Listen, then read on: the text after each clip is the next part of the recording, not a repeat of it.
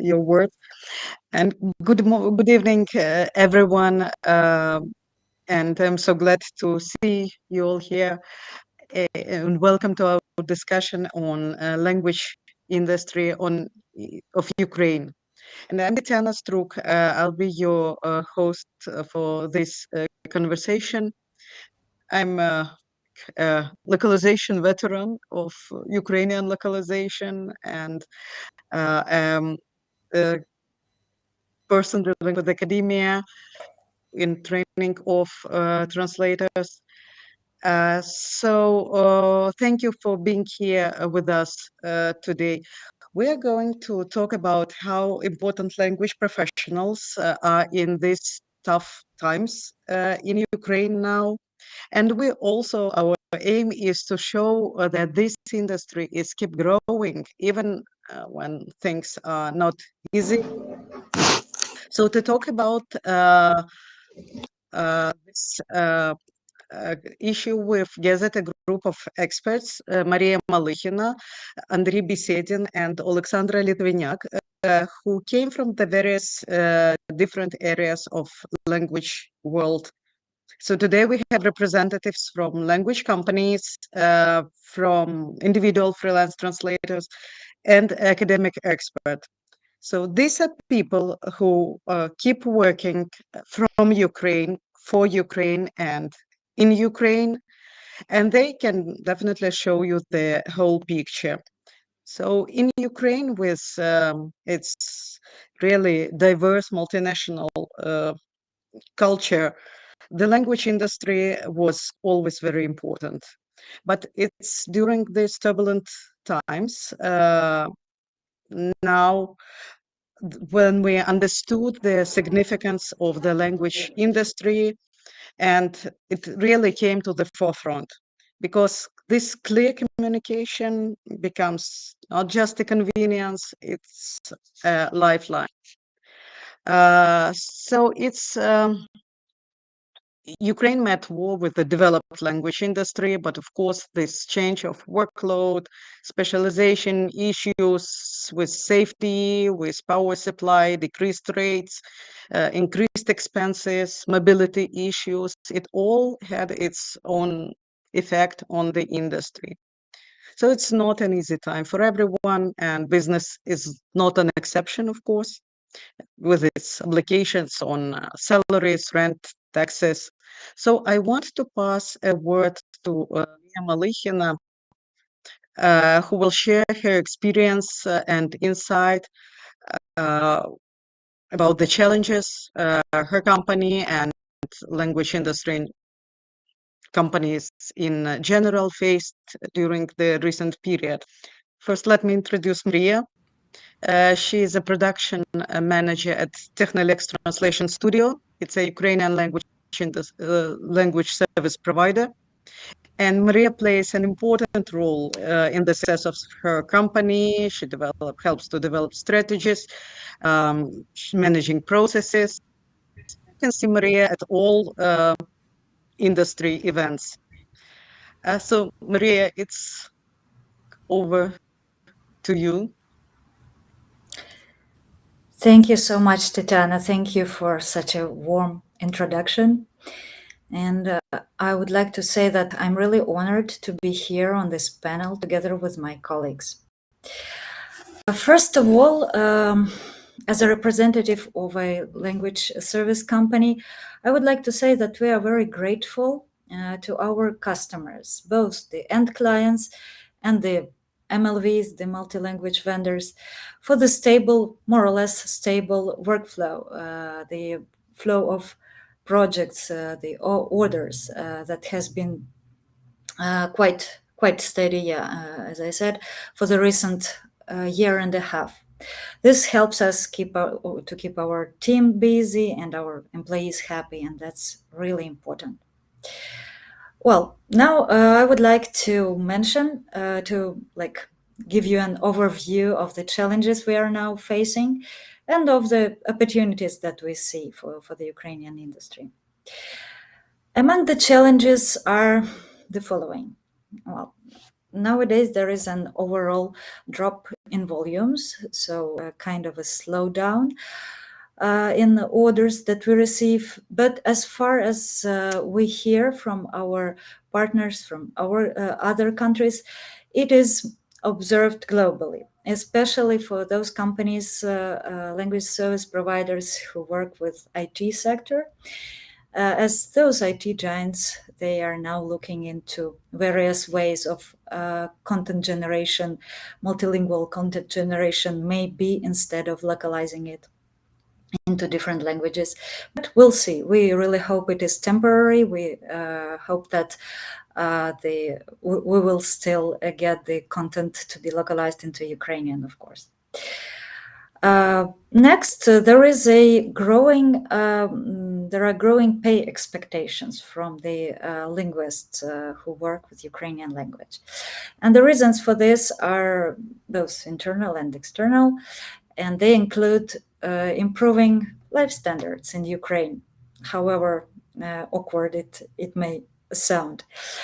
And also many Ukrainian freelancers stay abroad now, and of course they expect their rates to be a bit higher than what they used to have in Ukraine. This also coincides with the MLV's, the larger translation companies' attempts to lower the rates, to reduce their costs. And there are various reasons to that too, including the inflation in the world, the marketing cost cuts, and of course the MT output, the quality of which is often overestimated. And on the background to those problems, we keep observing this talent crunch that we need to deal with too, and we need to be quite inventive here. The third challenge that I would like to point out is that there are now many talks about AI coming after our jobs, and it creates like an additional level of stress, work-related stress for us linguists. However, it is already clear that AI should be harnessed to be a useful tool in our hands and not a threat to linguists instead. Now, over to today's opportunities and the reasons for optimism that we observe despite everything. Over the past year, we have worked out a robust contingency plans and equipped our offices, our individual employees' home offices with everything necessary for uninterrupted work process. So we're now ready for a wide variety of unwanted scenarios like power cuts, like air raid alarms, or even emergency relocation if needed. Worse things can happen, of course, but we're optimistic and we hope that our work will not be interrupted. Then we observe this slowdown, the reduced number of orders coming in that I mentioned earlier, as a perfect time to experiment with the new services to add to our portfolio. As a company, we need to diversify. We need to look into to listen to our clients' demand and to find new ways to support them on their needs. So we use this time when we are more or less free from the workload to train the specialists for them to be ready for the next peak that will definitely come, we believe. Now, Tetyana, if you please, yes, right, that's my slide. And another reason we are optimistic, why we are optimistic now, is the growth of Ukrainian translation and localization industry that we observe. And it is based on the data collected over past several years, including the wartime. And it clearly shows the increase in the demand for Ukrainian translations. On this figure, you can see the report collected from the system we use to run our project. So these are all data from projects of Technolex Translation Studio. And here you can see that the demand for Russian translations that has historically been higher changed to being lower than the Ukrainian one, like the opposite. And the reasons for that is not only that many huge projects of localization into Russian stopped because companies left Russian market, but also thanks to the law introduced in Ukraine, the Ukrainian language law, that makes it compulsory for companies, the service providers, and the producers to localize their product into Ukrainian if they want to go out on the Ukrainian market. And that's a very good thing for Ukrainian localization.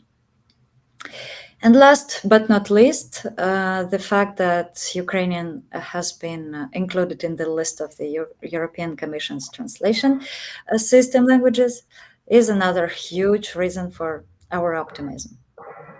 That would be all from me. I will be happy to meet you on site tomorrow and to continue our discussion. Thank you very much. Thank you very much, Maria.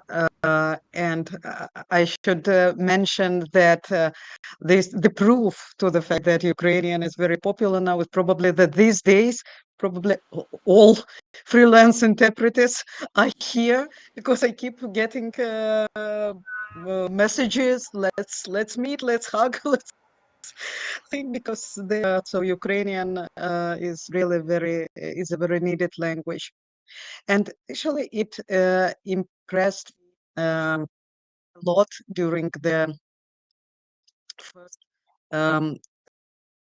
first probably period of a war, was the fact how freelance translators and interpreters self-organized to cover these huge needs for language services.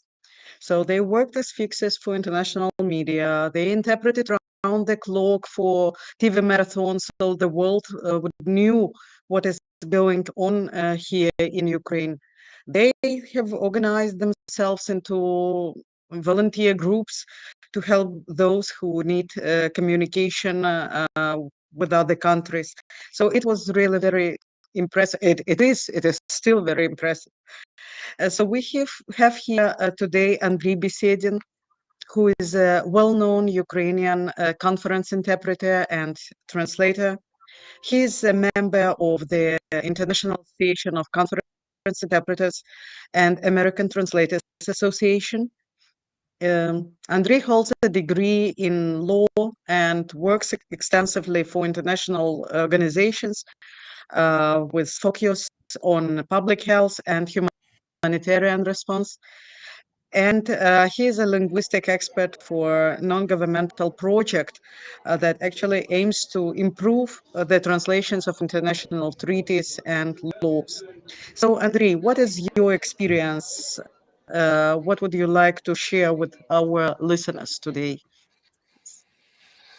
Hi, good evening. And I will first be speaking in the capacity of a freelance interpreter, and I will add a few words later as a translator, because most of my work is interpretation. So this is where I have most experience these days. And first of all, I also, just like Maria, would like to say thank you to European agencies and colleagues who provided support in the first days of the invasion. It matters, so thank you. And it's been seen and it's been noticed. I don't want to go into the details of the response the year and a half before, because these war stories, they're impressive, about interpreting in bunkers and shelters when there's no power. But I mean, we've adapted to it. Like now, like 600 days over 600 days into the war, it's just the new reality for us. And we do have lots of stories to share and experience to share, but I really hope that this experience of adapting to harsh realities would not be really needed. But as opposed to the demand in translation, like Maria said, which is lower, the demand in interpretation skyrocketed, really. Now suddenly everyone needs Ukrainian interpreters everywhere. There were articles in the Financial Times that there are just not enough Ukrainian interpreters. And it's actually a kind of a good thing for the freelancers, but also it's a bad thing. On the one hand, first of all, with this rapid surge in demand, we do not have the training system to train Ukrainian interpreters in place, neither in Ukraine nor in the EU. Like, I know that there are Ukrainian professors in ITRI who taught in the Russian program, but there was no Ukrainian program in ITRI. And of course, there's no Ukrainian program, well, at least by now, for now, in Sorbonne or in Geneva. And in Ukraine, we have so far, I think, only one master's program in interpretation as such. And Oleksandra, I think, will be speaking about it because she's teaching in that program. All dozens of universities in Ukraine, all other universities, they only teach translations. They or combine translation with a bit of interpretation, but we don't have the comprehensive system to prepare Ukrainian interpreters to meet the demand. So now we have the situation when the demand has risen, and it just creates the economic incentive for many interpreters to just lower down the professional standard and to cut some slack a little bit.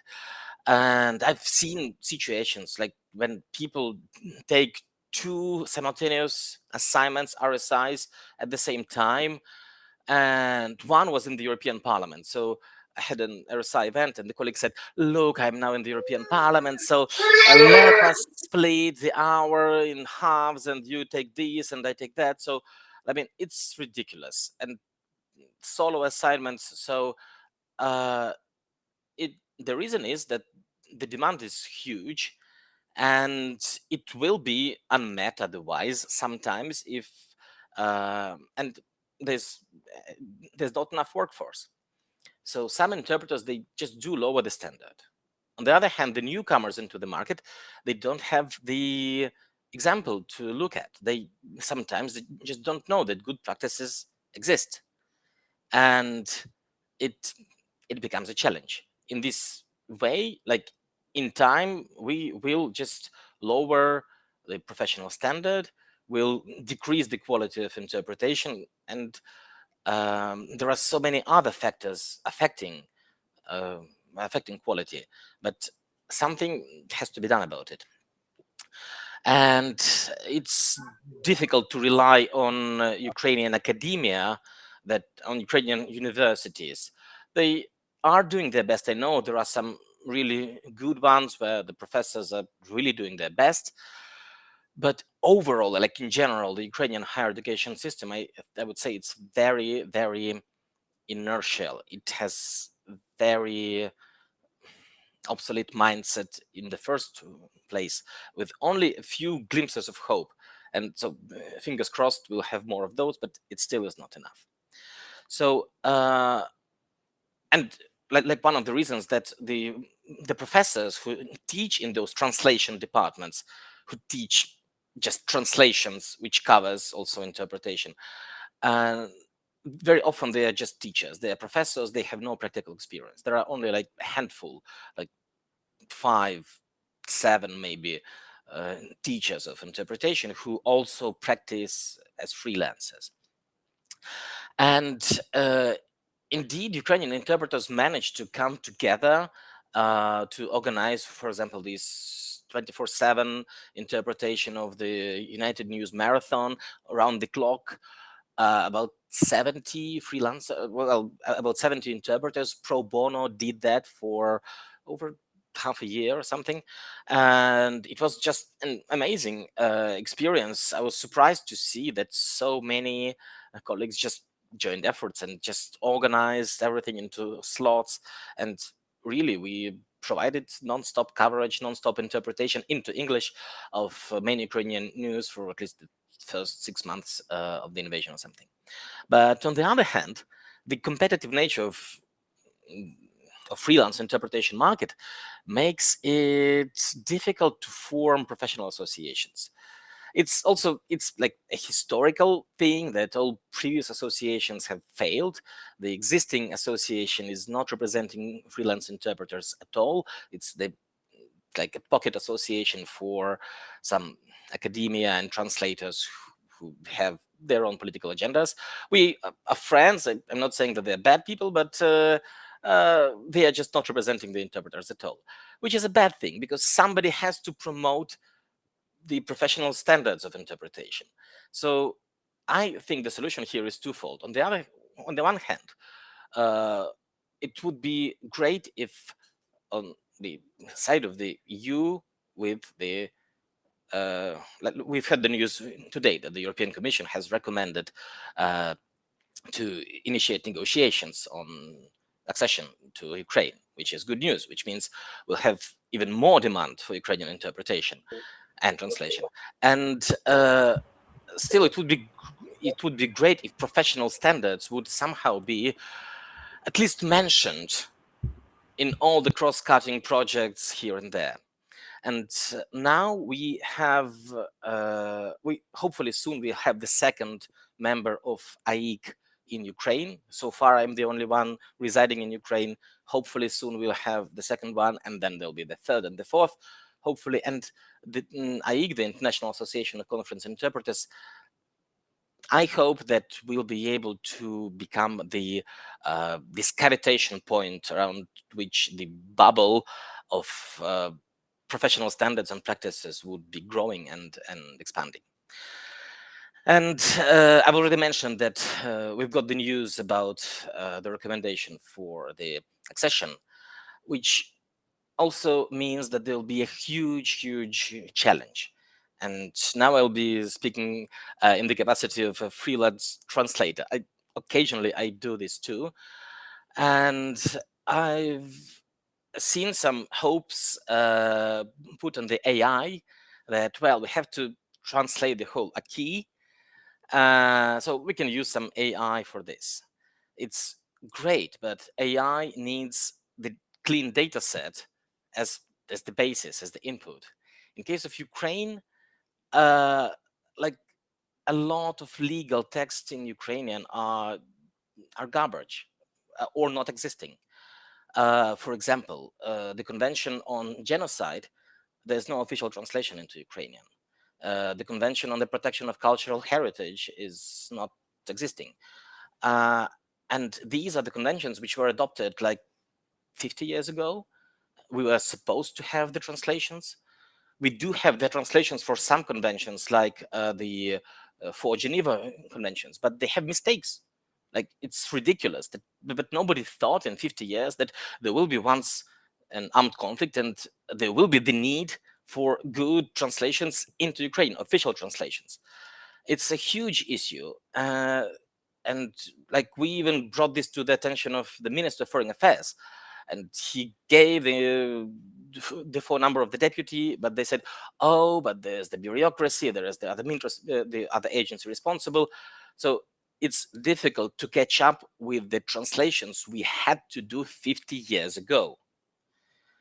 And looking just at the sheer volume of acquis communautaire which needs to be translated into Ukrainian, even creating the basis, the learning data set for the AI to at least start doing this for the post-editing, this is just a challenge which is much bigger than it seems. And I don't have the solution for this, because luckily I'm not involved into translations that much. Most of my work is interpreting, but the interpreters rely on translations because we need to have the basic terminology. And I just wanted to say that this issue is much deeper even by pessimistic standards. There's much more to be done in order even to create the basis for the AI. And overall, in summary, the demand for Ukrainian interpretation will stay. For Ukrainian translations, I think it will grow. We see that more and more the conditions are more or less the same in Kiev and in Paris, but the professional standards are still lagging behind, and we would need to have professional standards at least reminded and at least mentioned somewhere from the top and also at grassroots level, and hopefully AIIC would be doing this. And just one more thing, the last thing, I know that at the moment there's no interpretation test in EU agencies for Ukrainian, and there will be someday. And who's going to assess this? Like, just one last call, like, the interpreters need to be judged by the peers. The Ukrainian academics, if they're not practicing interpreters, if they're not freelancers or staff interpreters in major organizations, they cannot assess it. So even this is a huge issue on its own. But well, hopefully we will overcome this, and we have to do it because this is the only way ahead. We've shown that we can adapt in Ukraine to any circumstances, and I'm sure we'll adapt to this too. And with this, we'll help everyone communicate. And this is it from me. Thank you very much, Andrii. It was really a very detailed overview of what is going on here, and of course about the problems and issues we have here.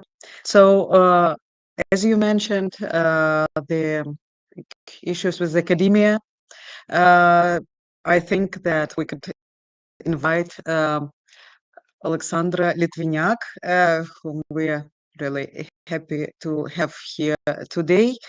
Oleksandra is a PhD Associate Professor of Translation and Interpreting Studies at Lviv University, and probably one of those unique academia teachers who is practicing herself. She is a practicing conference interpreter.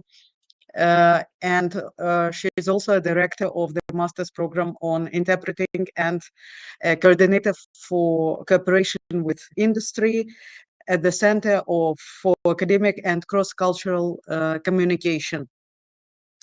So it's a new program, and in this program, Oleksandra is also responsible for her advisory services, for organization of educational events.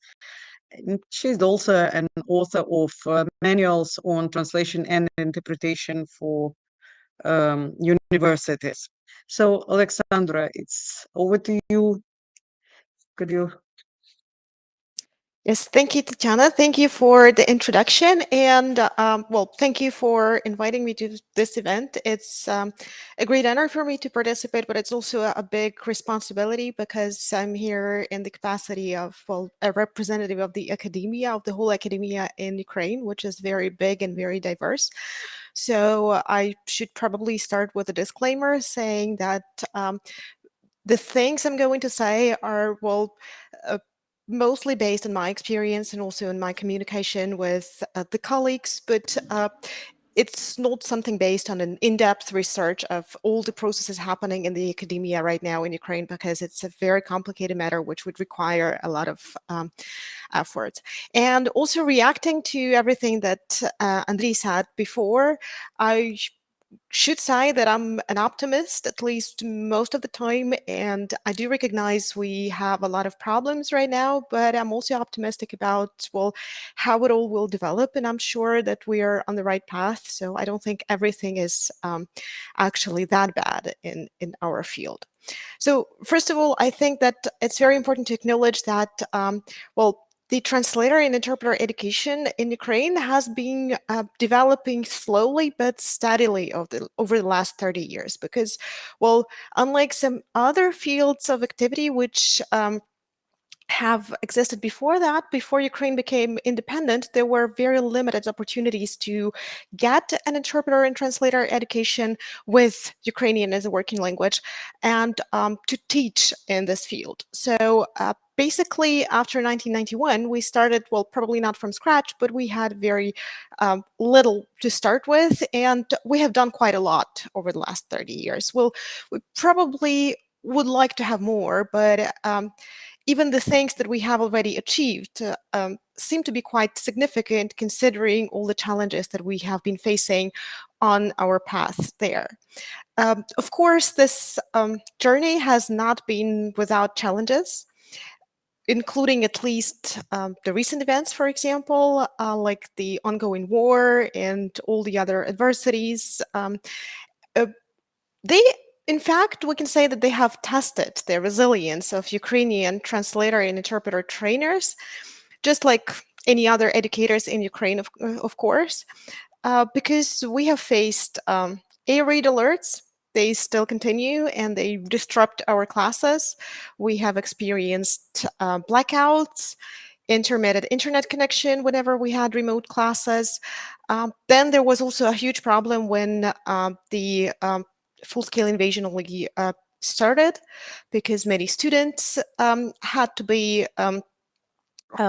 well, in another place. They had to relocate to safer places, just as many teachers, many well, members of the academia who were forced to flee from the war-torn areas. And as a result, many people found themselves in different time zones, different countries, different circumstances, sometimes living in refugee shelters with many other people, which made their studies and their teaching much more complicated. However, well, we have adapted to all that and well, learned to deal with all these problems.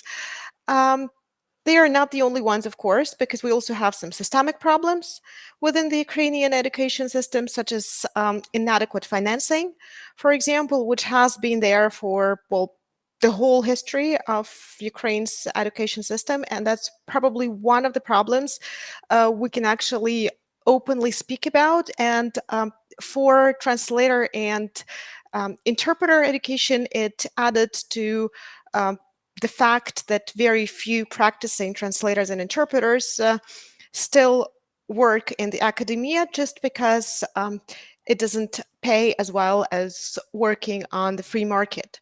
And you have to have a lot of, well, enthusiasm and love teaching a lot to still stay there despite everything. However, I don't want to sound too pessimistic because, as I've already mentioned, I'm quite an optimist myself. And I should say that any challenge actually opens an opportunity. You can't always see it, especially if you're in the midst of this challenge at that moment. But with time, you get to see that there's more to it. And we have, for example, seen the increased demand for translation and interpreting, especially interpreting services, considering the current geopolitical landscape. And that has actually served as a very powerful motivator for students to choose translation and interpreting as their major. And this is the point where I would like to ask Tetyana to show the slide with the statistics. Because if you look at the statistics for the last 5 years, you can see that the number of students enrolling into foreign language programs, I mean majoring in foreign languages, translation and interpreting included, has been growing steadily. Over the last 5 years, there was a plunge in 2022 for quite understandable reasons, because that was the year when the full-scale invasion started. And there was a shock to all sectors, not only to education. Many people left the country, so not so many students actually enrolled there. But you can see that the tendency is, well, shows steady growth. And well, speaking about this slide in particular, this is the number of students in BA programs who enrolled into bachelor's programs starting from 2018. And the figures, the absolute figures you can see on the slide, they show only those students who are paid for by the state. So there's also a portion of students who pay their tuition fees themselves. They somehow are not included into the statistics of our Ministry of Education. I don't know why, but well, the tendency with those who pay for their tuition is the same. So, and usually there are even more students who pay for tuition in comparison to those who are paid for by the state. So you can see that, well, the interest in language majors, in linguistic majors is growing. And the statistics that you can see on the slide, it doesn't include students of the Ukrainian language. So these are only students majoring in foreign languages. Unfortunately, there's no statistics for translation departments separately only, but all foreign language programs, they have this component of translation or interpreting. It's just that it may be bigger or smaller depending on the program. Well, anyways, the industry, the interest to this industry is continuously growing, and I think this is a very good sign. And also the fact that we are, well, we have the status of the candidate country to become a member of the European Union actually offers a lot of potential to us, and offers a lot of opportunities for Ukrainian translator and interpreter trainers. We have been getting support from the European Commission and the European Parliament in terms of training the trainers. And also this year, 5 Ukrainian universities have received grants from DG Link to enhance their interpreter training programs, which is, well, they kind of a recognition of our progress on that path, because we didn't used to have that many well, programs which could qualify for a grant from the European Parliament previously. And additionally, we should say that there is now an open call to join the European Masters in Translation. And I know that our university, and I think that our other universities in Ukraine, either have already submitted their applications to join or are planning to do that, because there's still some time until the deadline, because it's a very good opportunity to become even more well, engaged and involved into everything happening in the education in the European Union, to learn from the colleagues, to exchange experience. And we also hope that the European Masters in Conference Interpreting, we have been in contact with them, and we hope that they will also open the doors for Ukrainian universities in the nearest future. Because these opportunities will definitely help elevate the standards of translator and interpreter education in Ukraine, and also the recognition of our programs.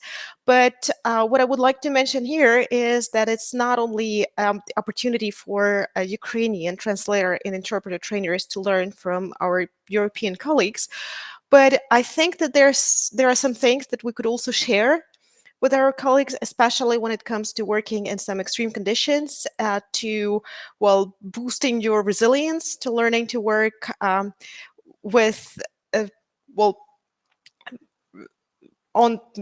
when you can't actually work with the students at the same time. What do you do in those situations? And there are many other, well, things that we could actually share, many things that we have been dealing with, well, in our experience, including working on our soft skills, like working with students and with colleagues who have, well, some extreme experiences, because, you know, I'm not sure that in this country there is at least one person who has not had any contact with the war in any form, like having some friends or acquaintances at the front lines, or someone who was killed in the war or injured in the war, or well, someone who hasn't well, seen a missile fly in the sky and other things, and that actually impacts the students' ability to concentrate and to work, and the teachers' ability to teach. And we have learned to overcome all that. So I think that our experience could also be useful in some respect.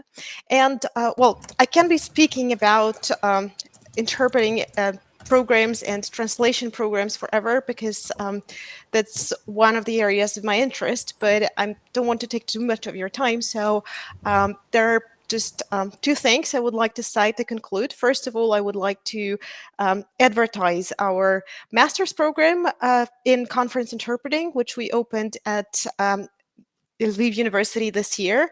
And we have some very good and very motivated students who I'm sure will soon be the pride of the Ukrainian interpreter community. And I would really invite everyone to cooperate with us in any capacity.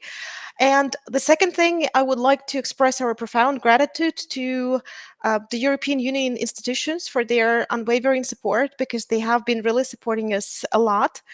And their investment in supporting Ukrainian interpreter and translator trainers and our students have been really instrumental in the development and growth of our education. And I'm sure that it will even be better and improve with time. So we look forward to building on this foundation and to further strengthen our role in the international community. Thank you very much for your attention. Thank you very much, Oleksandra. Really, I understand that we don't have time for questions, but you have the contact details of our speakers. I really could not make myself stop them because I think that things they're telling about are really important. So it's really important that the world hear all these challenges and the ways out we developed during this time. And so despite all these challenges, we witnessed the really remarkable resilience of the language industry, and these professionals, they showed adaptability, determination, and this commitment to Ukraine's progress. And Ukraine language industry still remains a component of our resilience and programs. It's this testament of the strength of words and the strong spirit of those who work behind the scenes. So, and I want to express my deepest gratitude to our experts, Maria Malykhina, Andrii Biesiedin, and Oleksandra Litvinyak, for sharing your experience and insights and for doing this great job you are doing. It's really so important. And thank you to our listeners for being a part of this discussion. Please contact our speakers. I'm sure they are open to answer all your questions. Thank you. Thank you very much. We'll stay strong. Have a nice evening and see you tomorrow, online or offline. Thank you.